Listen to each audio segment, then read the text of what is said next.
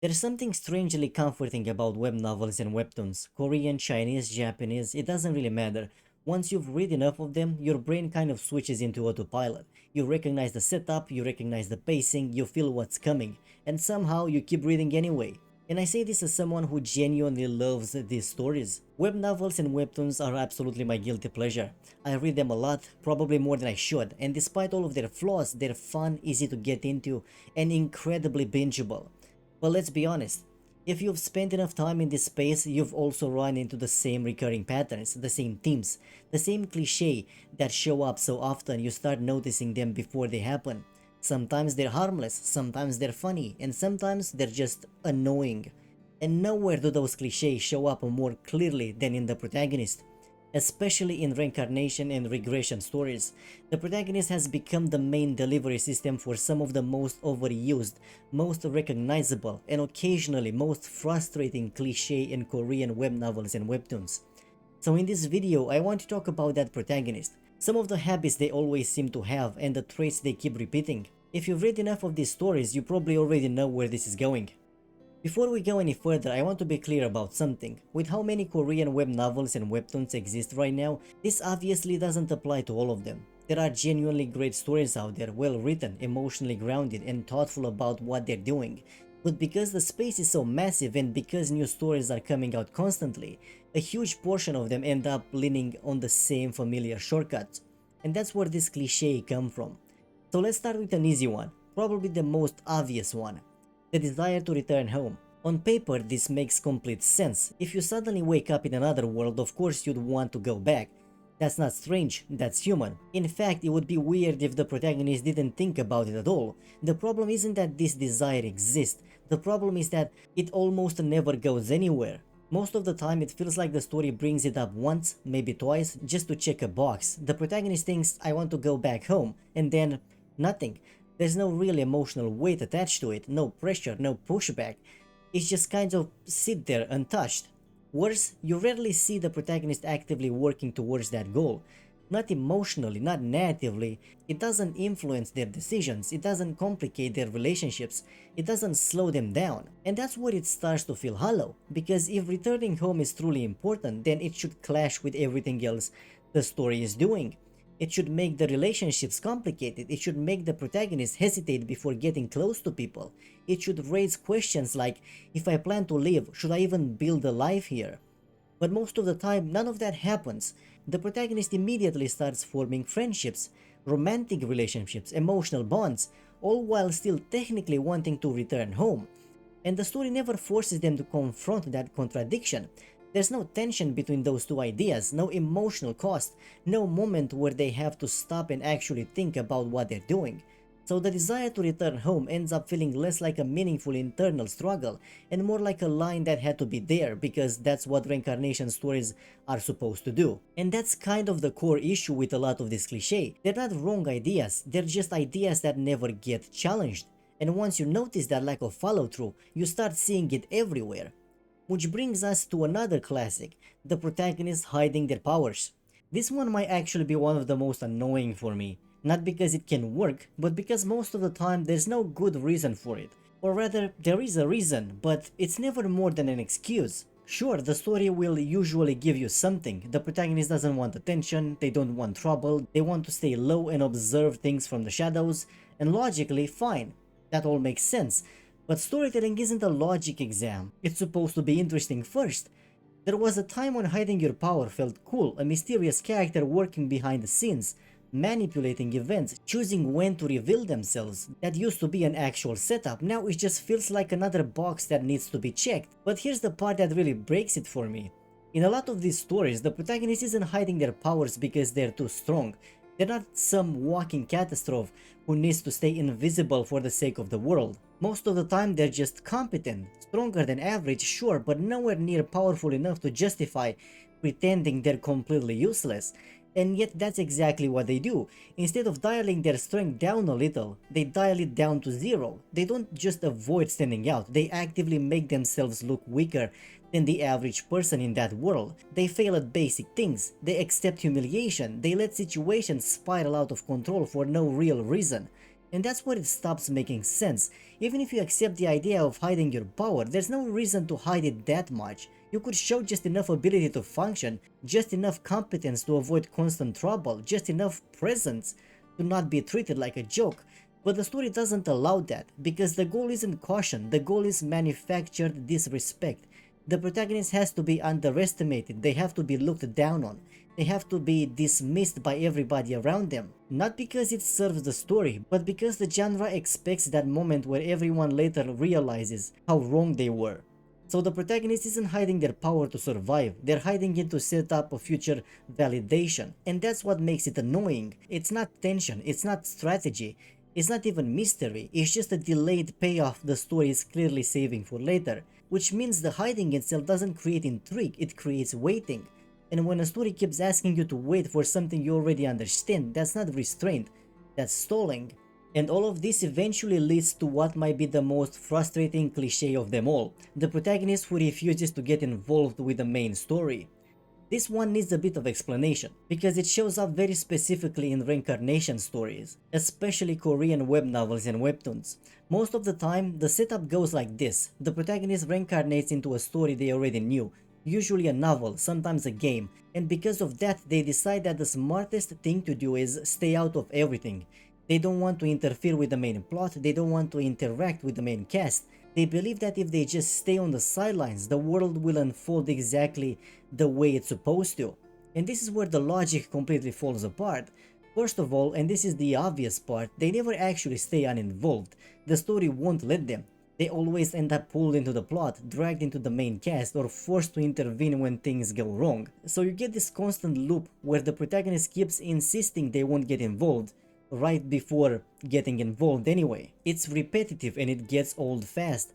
But the deeper problem is that the belief itself doesn't make sense.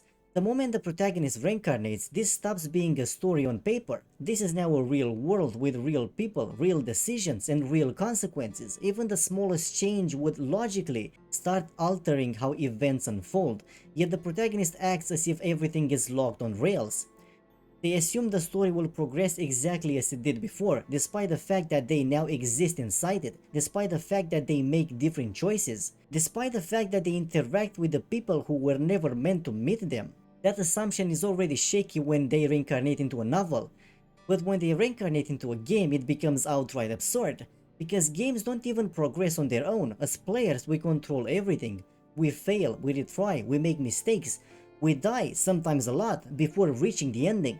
And yet these protagonists who supposedly know the game inside out somehow believe that if they leave everything to the original protagonist, everything will work out perfectly. No resets, no failures, no unexpected outcomes. If you've ever played a game, you know how unlikely that is. So when a reincarnated protagonist decides to sit back and trust the original storyline, it doesn't come across as cautious or intelligent, it comes across as detached. Like the writer is treating the world as a script that will play itself out no matter what happens. And this often comes paired with another familiar idea, the protagonist underestimating themselves, convincing themselves that they're weaker than the original cast, that they don't matter, that they shouldn't interfere, which at this point just feels like another excuse to keep them passive until the plot forces their hand. Taken together, this cliché doesn't create tension or intrigue, it creates inertia. The protagonist isn't making choices, they're waiting for the story to move without them. And for a genre built almost entirely around agency and second chances, that's a strange place to end up. Now, to show how far this cliché can be pushed, I want to talk about a very specific example, Never Die Extra. And don't get me wrong, this is one I really enjoy, I read it several times. But it's also a little bit strange because in many ways it doesn't lean heavily into all the cliché I just mentioned. Instead it takes one of them, the protagonist underestimating themselves, and cranks it up to an absurd degree. So let's quickly set the stage. The story follows a protagonist who reincarnates into a game world, a game he played extensively. He knows the mechanics, he knows the systems, he knows how everything works, and he reincarnates into a character who is, according to the game, incredibly weak, and also destined to die in almost every way imaginable, and I mean everything. Poison, stabbing, assassination, accidents, even being killed by people close to him. On paper, this is clearly meant to be a humorous setup. The idea that literally anything can kill this character is supposed to be exaggerated, almost slapstick, and at first it works. The protagonist responds by trying to survive in the most extreme ways possible.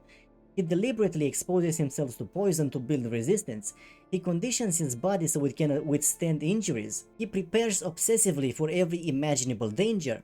Up to this point, the story is still fine. The problem starts when this mindset never evolves. Despite all this preparation, despite surviving situations that should be impossible for a weak character, the protagonist remains completely convinced that he is still fragile, not cautious, delusional. He cannot recognize his own strength no matter how overwhelming the evidence becomes, and this goes on for a very long time. The story justifies this by saying that the protagonist can see his status screen. He doesn't have numerical confirmation of how strong he's become, but that excuse falls apart the moment you think about it.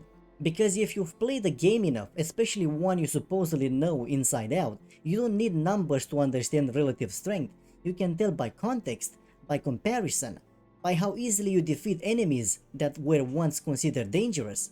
Yet the protagonist doesn't do that. He one-shots monsters, he survives encounters that should be lethal, he outperforms characters who are supposed to be powerful, and still he continues to find more excuses.